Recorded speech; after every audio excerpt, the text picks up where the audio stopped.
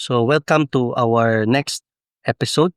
So, we will talk about the challenge more than a decade after, no? The Republic's challenge, the Republic's action.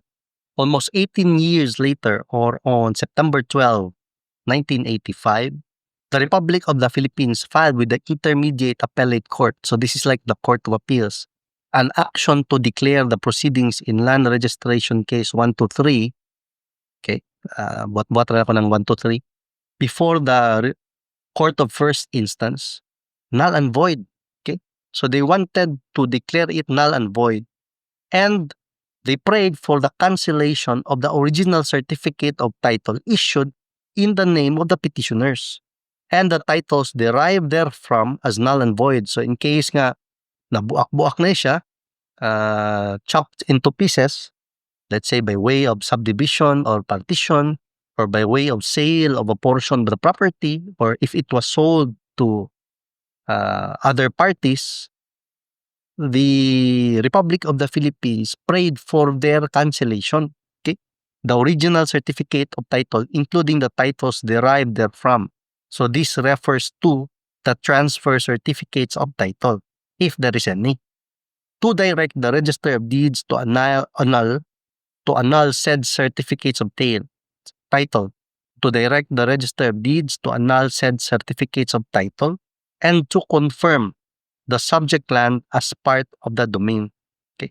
So interesting, nanay title, nanay titulo, na issue na sa name of the petitioners, then 18 years later, 18 years later, almost 2 decades later, there was an action by the government asking the court to cancel the original certificate of title and the transfer certificates of title derived from it, if there is or there are any, and to direct the Register of Deeds to annul said certificates of title, and praying that the court confirm the subject land as part of the public domain.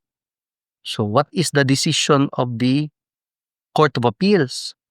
Interesting case. Now imagine, 18 years later na nakititulo, then suddenly naay kaso gikan sa Republic of the Philippines, ipa-cancel imong title. Would it be a surprise? No? Surprise gyud kayo, no?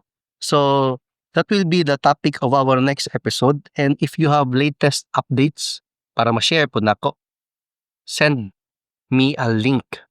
Pero ako lang gov.ph website lang na link, okay, para easy for me to verify or authenticate. Okay, so walay right for wrong contribution, sa link lang, no? So this is our co-learning channel. Send me a link sa gov.ph website, and my email address is behind me, so you can send it also through Viber or WhatsApp. My email address is Juliet Alpha November Romeo Uniform Zulu Lima Alpha Whiskey John Ruse Law @gmail.com. Send me a link, share the latest update, especially kung natrabaho ka sa gobyerno, let's say you work in DAR, DENR, Register of Deeds, whatever it is na involved sa land cases or transactions, share a link sa latest updates para ma-appeal na ko o share. Ako i-try yung summarize para sa yun basahon, or pwede rin ninyo nga paminawon, no? You can just listen if like you're the type who does not want to read. So share a link, then I can read it for you, and I can also check its authenticity, veracity, the applicability, and the source. Ako la favor, gov.ph website ang source. Okay? So see you in the next episode.